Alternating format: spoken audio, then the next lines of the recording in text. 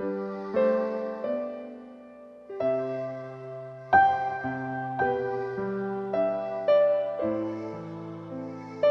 오후 예배에 참여한 모든 교우들과 영상으로 예배드리는 모든 성도님들에게 하나님의 축복이 가득하시기를 원합니다. 1960년대 우리나라 국민소득이 79달러였습니다. 가나하고 수단하고 비슷한 위치에 있었습니다. 당시 필리핀이 우리나라보다도 훨씬 더 잘 살던 시대였습니다. 그야말로 온 국토가 황무지였죠. 그런 나라가 지금은 세계 경제 순위 13위입니다. 3단계 떨어졌습니다. 최근에. 그래도 10대국에 들어갔고, 세계 한국 K-팝 문화가 지금 엄청나게 지금 세계 영향을 주고 있습니다. K-드라마, K-팝, 한국 문화가 세계를 지금 강타하고 있습니다. 그래서 어디 가도 한국 사람하고 저 사진 막 찍고 싶어하고, 한국 사람이라면 막 사람들이 좋아하고 막 그런답니다. 우리나라 군사력이 세계 순위 5위입니다. 대단한 거죠. 핵무기가 없을 뿐이지 재래식 무기로는 세계 5등입니다. 핵무기는 2개월이면 만들 수 있답니다. 히로시마급 2개 정도는 2개월이면 만들고 그 다음부터는 막 찍어내면 된답니다. 그 정도로 우리나라는 실력을 갖고 있고, 반도체 세계 최강입니다. 조선업 세계 최강입니다. 전자산업 세계 최강입니다. 지금 우리나라가 가전도 세계 최강이죠. 그리고 최근에는 방산이 지금 또 세계에 지금 우뚝 서고 있습니다. 이 작은 나라가 여러분 이렇게까지 발전하고 축복을 누리는 것은 저는 하나님의 은혜라고 생각합니다. 우리나라가 IMF 때 정말 국가적 부도가 났을 때, 그때 우리나라가 IMF를 극복하기 쉬웠던 것은 중국이 열렸기 때문이었습니다. 당시 중국이 엄청난 그 수입을 해갔습니다.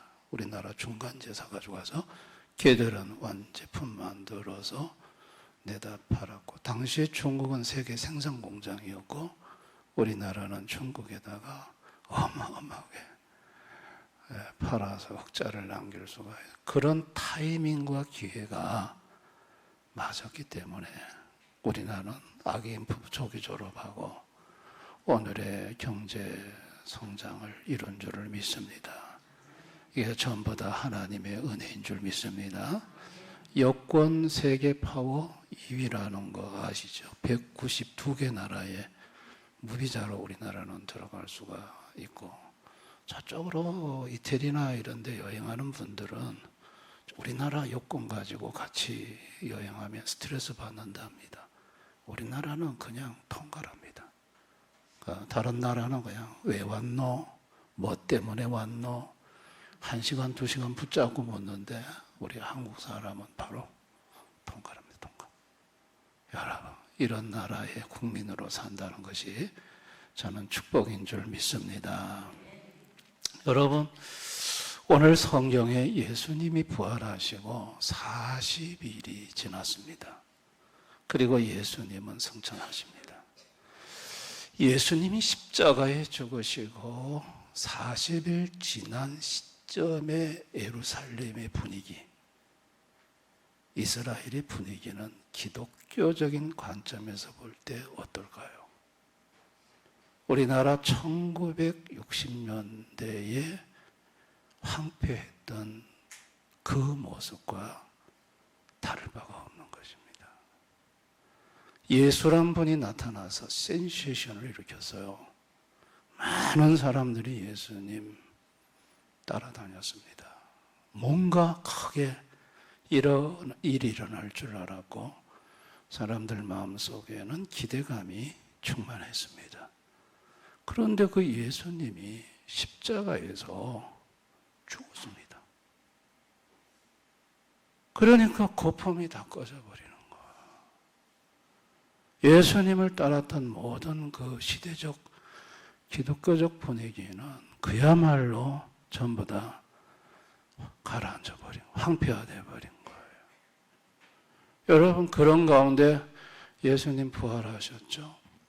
부활하신 다음에 예수님이 부활하신 모습을 좀 보여주셨으면 좋을 뻔했는데 그렇잖아요. 빌라도 앞에도 딱 부활하셔서 한번 나타나시고 성전에도 한번 나타나서 당시에 바리새인 서기관들 또 이스라엘 백성들 앞에 봐라, 내가 부활했다, 살아났다. 그렇게 한번 예수님이 보여주시면 다들 막 기겁을 하고 무릎 꿇고 다들 울고 불고 하며 돌아오지 않았겠습니까? 그런데 예수님은 그거 안 하시고 제자들과 한 500여 명의 특정인들에게만 자신의 부활을 보여주시고 그리고 하늘로 빠이빠이 하고 승천해 버리셨어요. 감람산에서. 그럼 어떻게 하란 말입니까? 남은 사람들은 어떻게 하란 말입니까? 여러분, 지금까지 제자들은요, 육안으로 볼 수 있는 예수님을 쫓아왔습니다. 3년 공생의 기간에도 예수님을 눈으로 직접 봤어요. 그리고 부활하신 후에도 부활하신 예수님을 눈으로 봤어요. 자, 지금까지는 눈으로 예수님을 보고 따랐어요. 근데 예수님이 감람산에서 이제 승천하셨어요. 이젠 예수님을 육안으로 볼 수 없어요. 볼 수 없는, 육안으로 볼 수 없는 예수를 따라야 돼요. 여러분, 볼 수 있는 것과 볼 수 없는 것은요, 어마어마한 차이가 있습니다. 인간이요, 원래는 인간의 육안으로 영이신 하나님을 볼 수 있을까요? 볼 수 없습니다. 볼 수 없는데 죄로 타락 전에는 영이신 하나님을, 그 하나님의 임재를 느낄 수 있는 초자연적인 은사가 있었어요. 그런데 죄로 타락한 이후에 인간의 영은 죽었어요. 허물과 죄로 너의 영이 죽었다고 에베소 2장 1절에 말을 해요. 영이 죽은 인간은 영이신 하나님을 느낄 수 못해요. 하나님의 임재를 느낄 수가 없고 알아채릴 수가 없어요. 그래서 인간은 하나님을 보여달라고 하는 거예요. 눈으로, 자기 눈으로 봐야 돼. 봐야 돼. 모세도 하나님 보여달라고 그랬어요. 모세도. 하나님의 영광을 보여주옵소서 호렙산에서. 그랬더니 하나님 뭐라 그래요? 모세 보고 너 나 보면 죽는다. 그러면서 바위 틈에다가 모세를 찡겨놓고 지나가면서 손으로 덮으시고 등만 보여주셨어요. 하나님 보면 죽는다 그랬어요. 도마는요, 예수님 부활하셨다고 그러니까 내 눈으로 보기 전에는, 내 손으로 만져보기 전에는 절대 믿지 못하겠다. 예수님 나타나셔서 만져보라고 그러셨죠. 너는 보는 거로 나를 믿느냐? 보지 않고 믿는 자가 더 복되다고 했어요. 이 도마의 죄성이요, 죄로 타락한 모든 인생들에게 다 있어요. 하나님 볼 수 있어야 됩니다. 하나님 보여주세요. 육안으로 보여주세요. 내 이 두 눈깔로 봐야 되겠습니다, 하나님을. 이게 죄로 타락한 인간들의 요구예요. 그런데 여러분, 지금요, 예루살렘의 분위기는요, 예수님 승천하신 다음에 다시는 볼 수 없어요. 그러면 이들은 내려왔습니다. 예수님 남기신 말이 단어 딱 집어내면 두 개예요. 약속이에요. 아버지 약속. 또 하나는 성령이에요. 약속이란 말씀과 성령이란 말씀을 던져놓고 그냥 올라가 버리셨어요. 여러분, 약속과 성령 사이에 하나가 더 들어가야 돼요. 기도예요. 기도예요. 근데 여러분, 감람산에서 내려와가지고 마가의 다락방에 모였어요. 그 사도들도 모이고, 오늘 성경에 보면 여자들도 거기 모이고, 이제 예수님 어머니 마리아도 있고, 형제도 있고, 다 합치니까 120명 된다 그랬어요.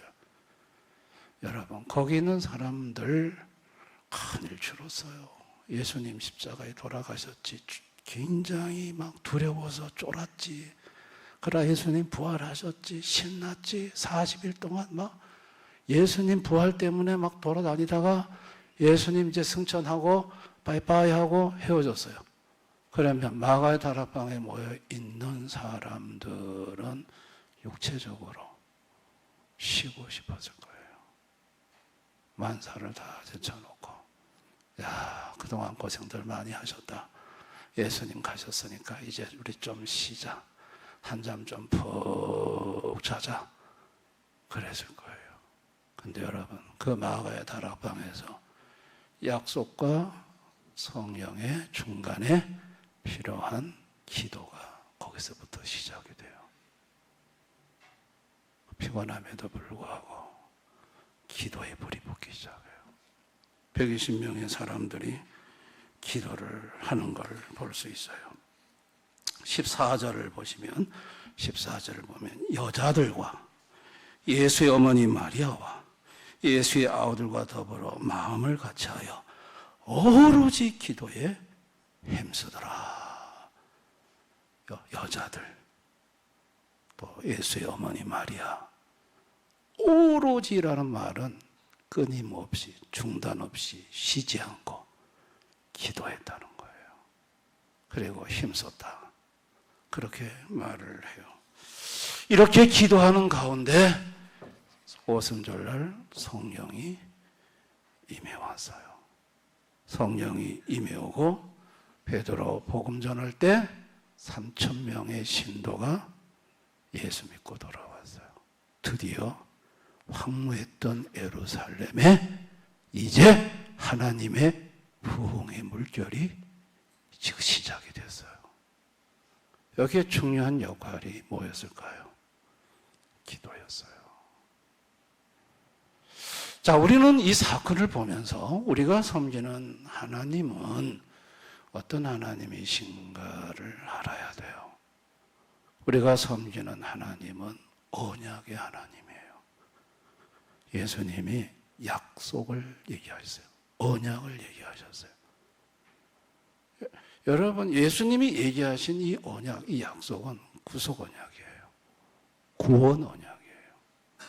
자, 구원 언약은 영혼에서 삼위께서 체결하셨어요.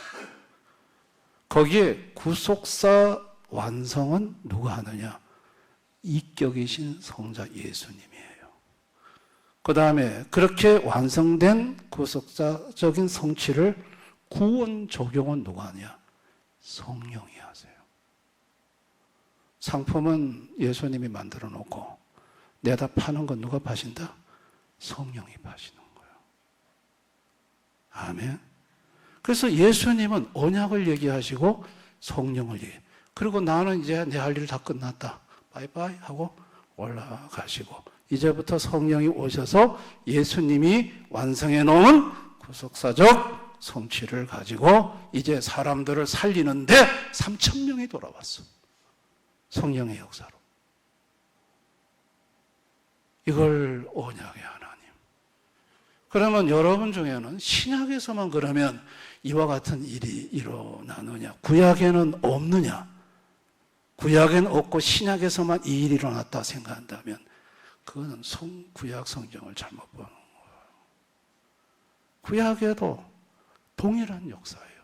하나님의 성령이 동일하게 오실 예수를 성령이 구원받을 자에게 동일하게 구원 적용을 해요. 지금은 오신 예수를 구원 적용하죠. 어떻게 그게 가능합니까? 하나님의 시간은 인간의 시간과 달라요. 하나님의 시간은 영원이에요. 인간처럼 과거, 미래가 있는 게 아니에요. 하나님의 시간은 영원이고 영원은 언제나 현재예요. 아멘. 이 시간 개념을 이해해보면 하나님은 구약이나 신약이나 동일하게 그 영혼에 항상 현재로 보시는 하나님은 동일하게 역사한다는 걸 우리는 알 수 있죠.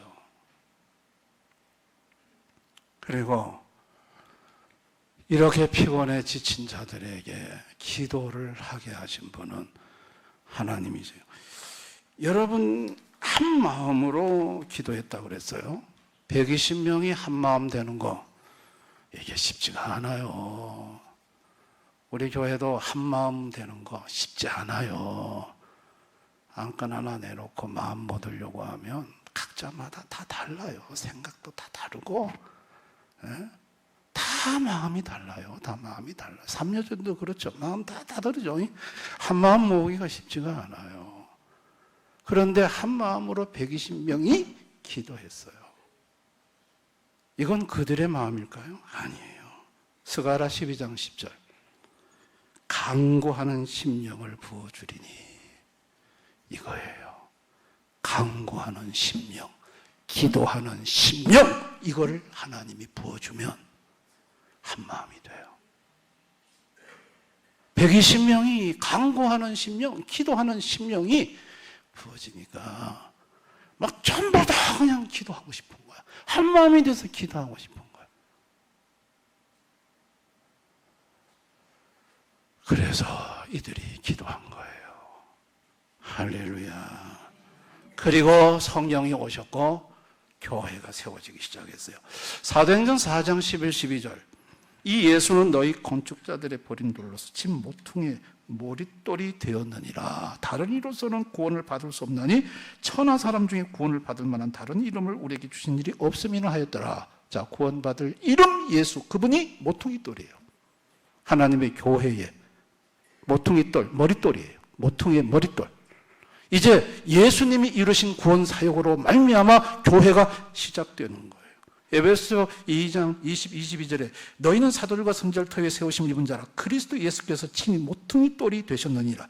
그의 안에서 건물마다 서로 연결하여 주 안에서 성전이 되어가고 너희도 성령 안에서 하나님이 거하실 처소가 되기 위해 예수 안에서 함께 지어져 가느니라. 예수님이 모퉁이돌이고 그 다음에 거기서부터 벽돌 한 장씩 붙는 거예요. 예수의 구원사역 성취를 성령의 구원 적용받아서 성령을 모신 구원받은 사람이 하나씩 예수에게 붙으면서 하나의 교회가 하나님의 완전한 무형교회가 세워져 나가는 거예요. 아멘. 교회가 탄생되는 거예요. 교회는 시작도 예수고 과정도 예수님이고 완성도 예수님이 하세요. 믿으시기 바랍니다. 이 예수님이 이 땅에 오셔서 제일 먼저 때려 부수고 문 닫은 게 뭐죠? 성전이에요. 여러분 회막으로 있다가 솔로몬 성전, 스룹바벨 성전, 헤롯 성전으로 이어져 내려왔어요. 예수님께서 이 성전을 홀라 사흘 만에 다시 짓겠다고 그랬어요. 여러분 예수님의 그 말이 성전에서 기득권을 갖고 있었던 사람들, 성전에서 돈도, 성전에서 지위도, 그 사람들한테는요, 이게 충격적인 말이었어요. 이 성전을 헐어버리면 어떻게 해요? 자기들은 뭘 근거로 산다고? 여러분, 예수님이 이 말씀한 걸 가지고 이들은 종교적으로 예수님을 재판할 때 성전을 헐고 사흘 만에 다시 짓는다는 이 항목이 하나로 들어갔어요.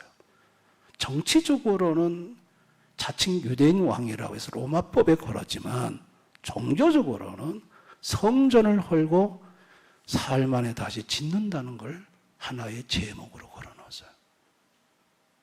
여러분 예수님이 십자가에 못 박히셨어요. 예수님 이제 숨을 거두실 때 마가복음 15장 29절 30절 사람들이 뭐라고 하는지 한번 보세요. 다 같이 읽어봅니다. 시작. 지나가는 자들은 자기 머리를 흔들며 예수를 모여가 이르되 아하 성전을 헐고 사흘에 짓는다는 자여 내가 너를 구원하여 십자가에 내려오라. 보세요. 사람들이 아하 성전을 헐고 사흘 만에 짓는다는 자여,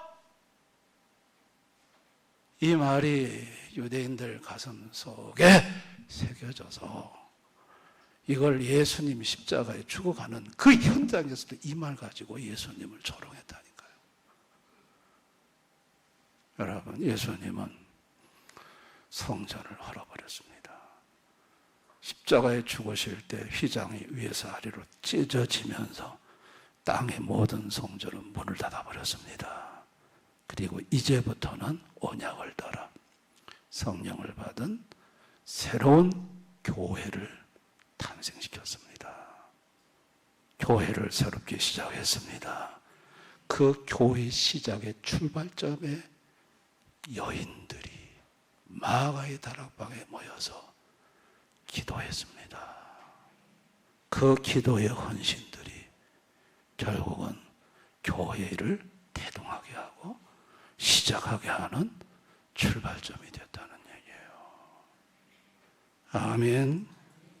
여러분, 헌신이라는 게 뭘까요? 헌신이라는 것은 언약 안에 머무는 게 헌신이에요. 언약 밖에 있는 건 욕망입니다. 욕망을 내려놓고 하나님 언약 안으로 들어오는 것이 헌신이에요. 하나님의 언약을, 하나님의 약속을 발로 밟고 헌신한다고 하면 그건 헌신이 아니에요. 자기 욕망을 따라서 하는 행동일 뿐이에요. 아멘. 자기 욕망을 죽이고 접고 내려놓고 하나님의 언약의 울타리 안에 자신을 두는 것이 이게 헌신이에요. 또 헌신은 기도예요. 간구하는 심령을 마음에 부어졌을 때 간구하는 심령을 따라 기도하는 거예요. 기도하면서 주님의 음성, 주님의 때, 주님의 방법을 찾고 기다리는 거예요. 만약에 이렇게 하지 않는다면 방종이 돼버려요. 방종이 뭐죠? 자기 하고 싶은 대로 고집대로 하는 게 방종이에요. 방종은 헌신이 아니에요. 그건 헌신 아닙니다. 헌신이라는 것은 방종에서 기도로 넘어와서 주님의 뜻을 묻고 주님의 뜻에 주님의 때를 기다리고, 그것이 헌신인 줄 믿습니다. 헌신은요, 성령의 이끄심의 순종이에요. 성령의 이끄심의 순종의 반대는 거역이에요. 거역을 하면서 나는 헌신한다? 성령의 이끄심에 순종하지 않으면서 나는 헌신한다? 그건 헌신이 아니에요.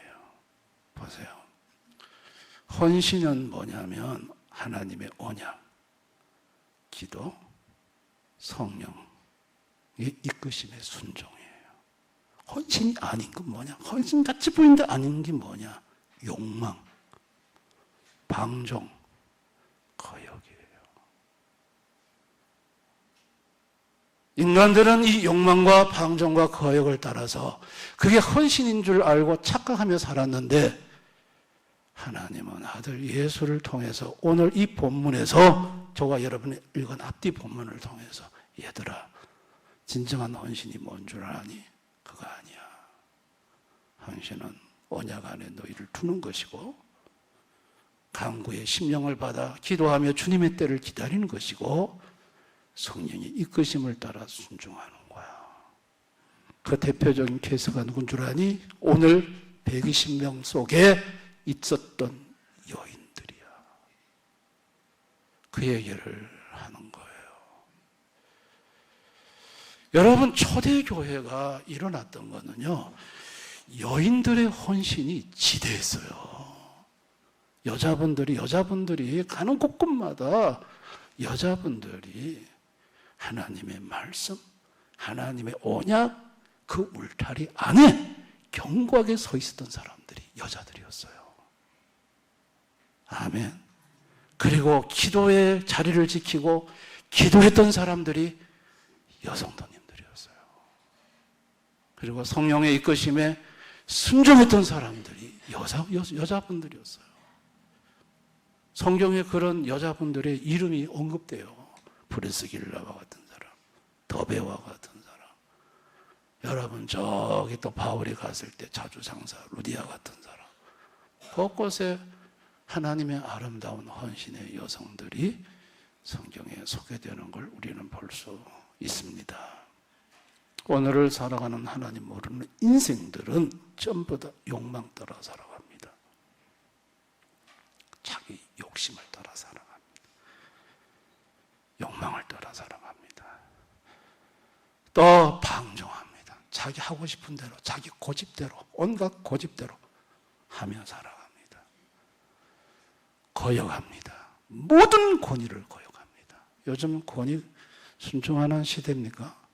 학교에 가면 아이들이 꼬마들이 선생님 알기를 우습게 여깁니다.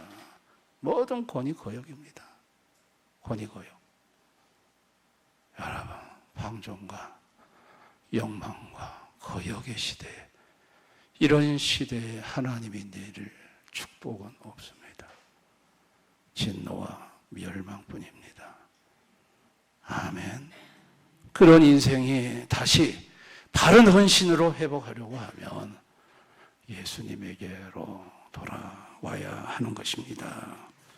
우리 성도는 어떤 사람이냐면, 성도는 언약 안에 머무는 사람입니다. 우리 성도는 원래 언약 밖에 있었던 사람, 언약에 대해서는 외인이요 그랬어요. 외인이었는데 주님이 저와 여러분을 영원에서 구원 언약을 체결할 때 거기에다가 내 이름 넣어놔가지고 때가 되매 부르셔서 언약 안에 백성이 되게 하셨습니다. 할렐루야. 이게 참 큰 축복이에요. 그에 걸어 성도에게 간구하는 심령, 자꾸 왠지 기도하고 싶은 마음이 막 생겨. 그거는 간구하는 심령을 하나님이 부어주셨기 때문에, 기도하다 보면 내가 그거 내 고집이었구나, 그거 내 방법이었구나, 내가 잘못했구나 하고 깨닫고 그거 내려놓고 회개하고 주님의 뜻을 따르는 사람이 되는 것이지요. 성령님에게 순종합니다. 성령님이 하라고 하는 일, 성령이 감동 주는 일, 이런 일에 머뭇거리지 않고 순종하는 사람이 되는 것입니다. 이 사람들이 성도입니다. 여러분, 성도와 성도가 아닌 자들을 분별하는 방법이 뭘까요? 마태복음 7장 15절, 거짓 선지자를 삼가라. 양의 옷을 입고 너에게 나오나 속에는 노략질하는 일이라. 양은 아니에요. 근데 양의 옷을 입었대요. 그러니까 양은 아닌데 양의 옷을 입었다는 거예요. 여러분, 양의 옷을 입었다고 해서 양으로 생각하면 안 돼요. 아멘. 교회 신앙생활하면서 성도들이 시험에 드는 이유 중에 하나가 뭐냐면 이리를 양으로 생각하는 거예요. 그래서 굉장한 상처를 받는 거예요. 이리의 특성은요, 무릎 뜯는 게 특성이에요. 양의 옷을 입었을 뿐이에요. 이리는 욕망을 따라서 움직여요. 이리는 방종이에요. 자기 하고 싶은 대로 해요. 고집 부리면서 해요.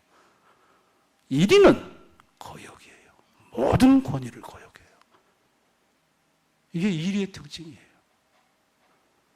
근데 그게 양인 줄 알고, 아이고, 이 양님께서 왜 이러십니까?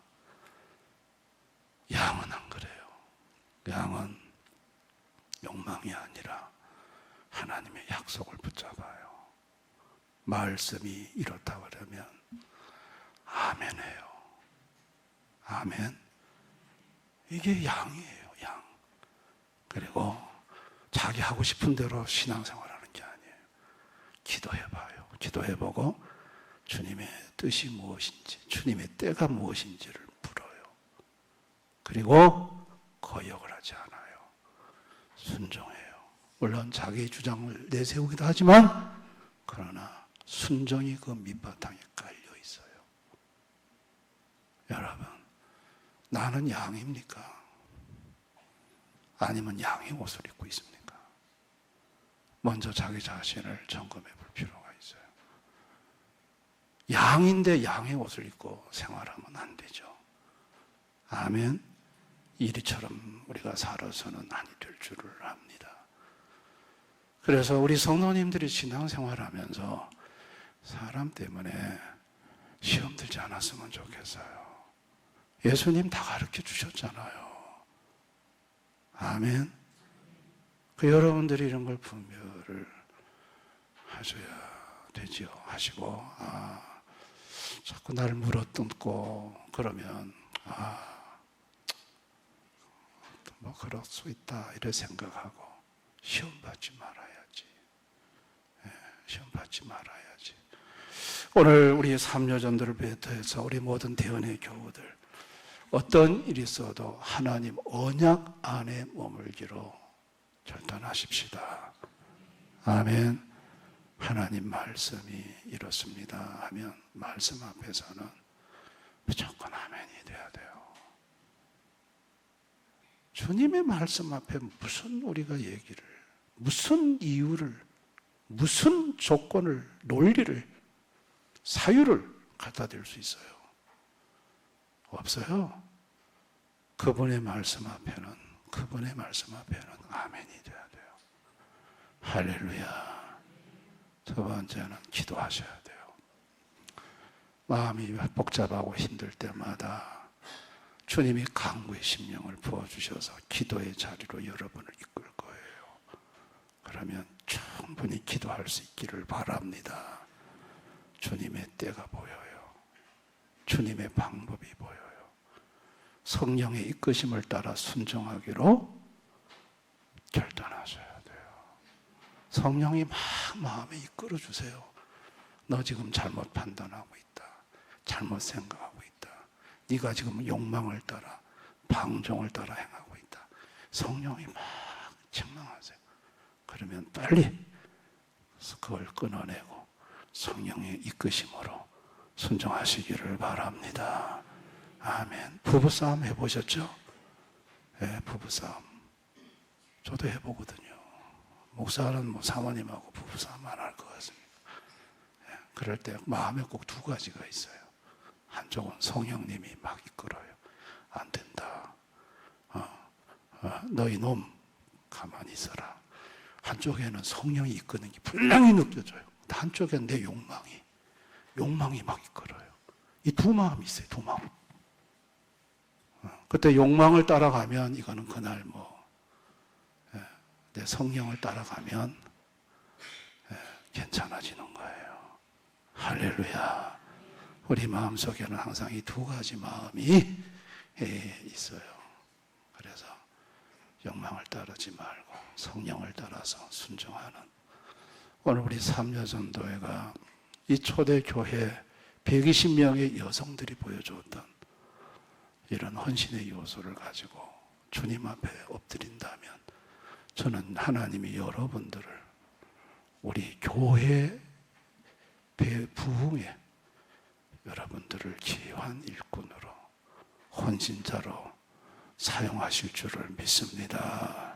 우리 대원의 모든 성도님들도 오늘 말씀이 주는 이 헌신의 바른 헌신의 길로 다 가셔서 하나님의 교회를 든든히 세우는, 교회를 무너뜨리는 자가 아니라 교회를 든든히 세워나가는 우리 성도님들이 다 되시기를 주님의 이름으로 축원합니다. 기도하겠습니다. 우리 한번 이 시간 말씀을 생각하면서 다 헌신한다고 해서 헌신이 아닙니다. 자기 욕망을 따라 욕심을 이루고자 하는 헌신은 헌신 아닙니다. 또 방종을 따라 하고 싶은 대로 하는 거 헌신 아닙니다.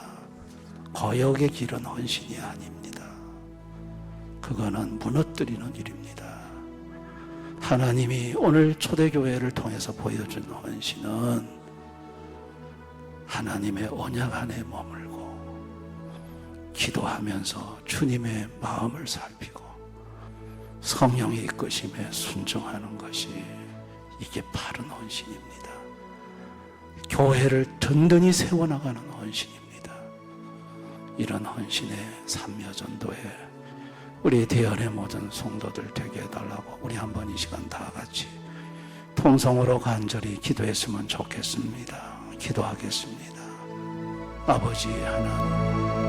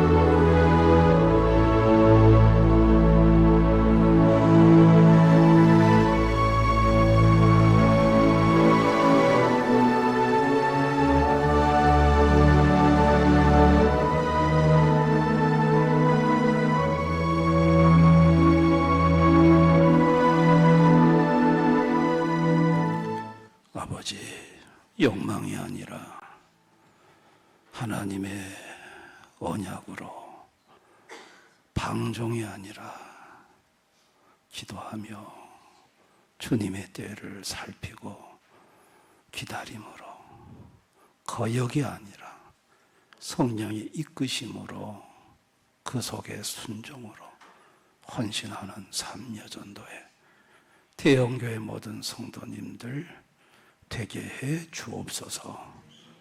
예수님 이름으로 기도드리옵나이다. 아멘.